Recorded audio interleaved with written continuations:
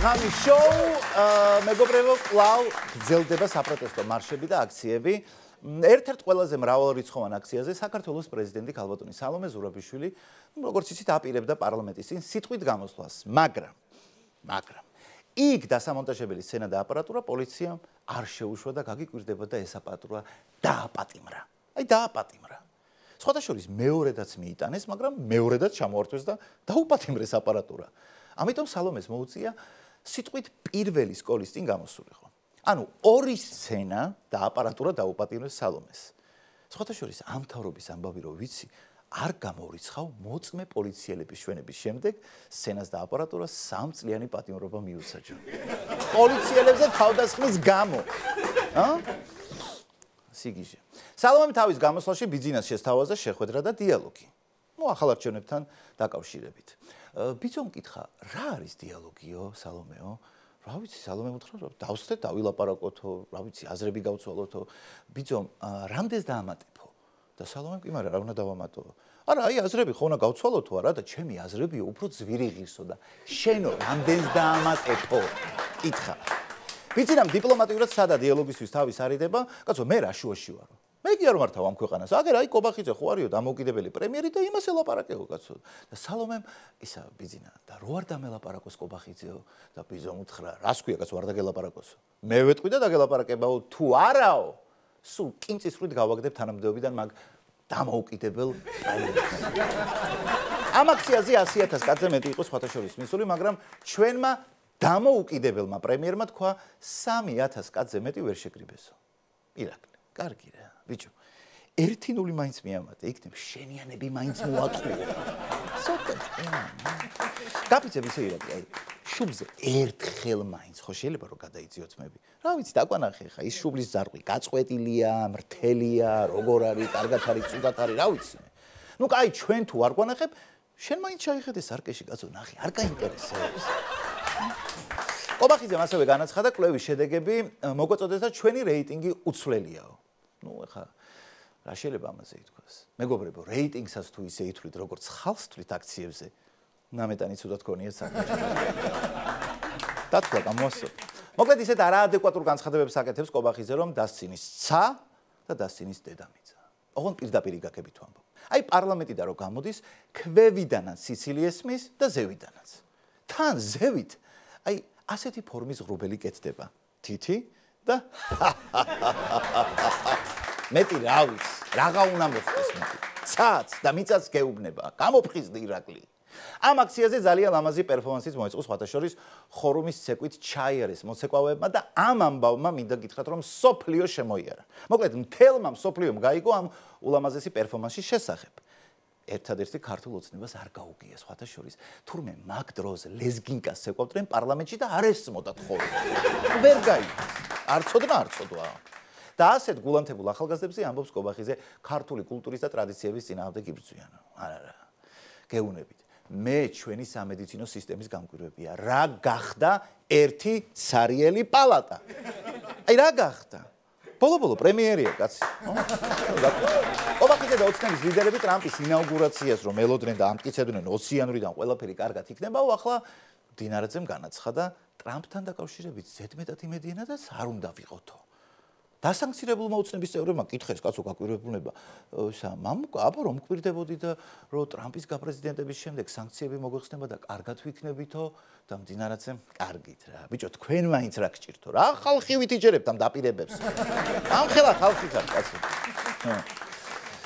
კახა კალაძესაც შეერყა, მინდა გითხრათ იმედები და განაცხადა, იცით რა არისო, ტრამპი ამერიკის ინტერესებს გაატარებს. ჩვენ გასაკეთებელს ის ვერ გააკეთებს. აბსოლუტურად გეთანხმები კახი, მართალი ხარ. ტრამპი ამერიკის ინტერესებს გაატარებს. ხო, აბა? ქართული ოცნების წევრი კი არ არის, კაცო, სხვის ინტერესები გაატარებს ქვეყანაში. იმაშიც მართალი ხარ, რომ თქვენს გასაკეთებელს ტრამპი ვერ გააკეთებს. ეხლა თქვენს მაგვირა ტრამპი ვერ წავა ხელისუფლებიდან. ეგ არის ძმაო თქვენი გასაკეთებელი. ხო? ეგრევე. ისე ამ 12 წლის მანძილზე ერთხელ მაინც რომ გეფიქრათ თქვენს გასაკეთებელზე. ახლა ხო აღარ დაგჭირდებოდა ტრამპის იმედზე ყოფნა, ხო? არა. ამერიკელებმა შემოთვალეს ტრამპის მოსვლის მოლოდინში სიცილის ნაცვლად ივანიშვილი წესით უნდა ნერვიულობდეს სანქციების გამო. ოცნება არაა ტრამპის და ამერიკის მეგობარიო. აი, რას ლაპარაკობთ? აი რას ლაპარაკობთ ხალხო? აი რა გააცინებს ახლა ბიზნესს, აი რა გააცინებს? სხვათა შორის ეგ გაცინებული იჯდეი რაო, ხო გახსოვთ? აი მაგის შედეგად არ არის. ბოლო მისი სიცილი რაც ნახეთ იყო ეგ. და საერთოდ ვინ გითხრათ რომ არ ნერვიულობს ბიზნა? აი ვინ გითხრათ? ძალიანაც ნერვიულობს. აი ისე ნერვიულობს რომ თამა გაუთეთრ და უკვე კობახით. სხვათა შორის ბიზნა როცა არის ცუდად, ბიზნა არ არის ცუდად. იმიტომ რომ ბიზნა რო ცუდათაა, ირაკლია ცუდად. კარგად ამობენ რომ ქართულ ოცნებაში შიდა დაპირისპირებაო, ღარიბაშვილი და წულუკიანი თურმე გაბუტულები არიან. კარგია. ასე გააგრძელეთ მეგობრებო, რაც უფრო ერთმუშტად არ იქნებით შეკრული. მივხვდით რომ არა ეშველება ქვეყანას. ისა კობახიძეს მინდა ვკითხო, მართლა ის სად არის ღარიბაშვილი, ხო არ იცით? იმიტომ რომ არც ადარჩენს და რაღაცნაირად მოგვენატრა ისიც ხალხს. აი თვითონ არ ჩდება ეკრანთან, მაგრამ აი ხანდახან სურათი მაინც რო გვანახოთ. რავი, ან შენ მაინც თქვი ხოლმე დღეში 3-ჯერ 4-ჯერ დიდი მადლობა ბატონ ბიზნას. რომ რაღაცნაირად გავიხსენოთ ირაკლი რა. აი ეს მოჭიმული კაცი მომენატრა ისიც ძალიან. რა წესია ხა, ჯერ შეგვაშვიეთ, შეგვაყარეთ და ეხა არ შეიძლება.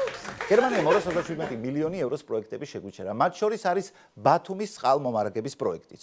ნუ ლოგიკურია ხო, რომ რიჟვაძეს კითხეს ეხა ბიჭო, არ გცხვენია. აი არ გცხვენიათ, რომ თქვენი ქმედებების გამო უწყლოდ რჩება ბათუმიო. და რიჟვაძემ სიცრუეს ნუ ავრცელებთო. რა უწყლოთო? ვერ ხედავთ აქ რამხელა ზღვა გვაქვს, ხო?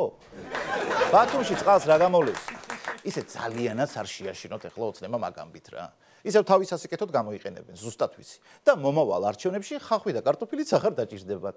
პირდაპირ ერთ ჭიქა წყალზე მიაცემირებენ ხმას თავის ამომრჩევლებს. რა პრობლემაა? ეგრეთ წოდებულმა ხელისუფლებამ დაიწყო რეპრესიები სამსახურშებშიც, ათავისუფლებენ მოკლედ ყველას. რავი, ვინც კი ქართული ოცნების მომხრე არ არის, აი მაგალითად ავიღოთ ტყიბული. 100-ზე მეტი მეშახტე გაათავისუფლეს, ხო? რადგან არ უჭერდნენ მხარს ოცნებას.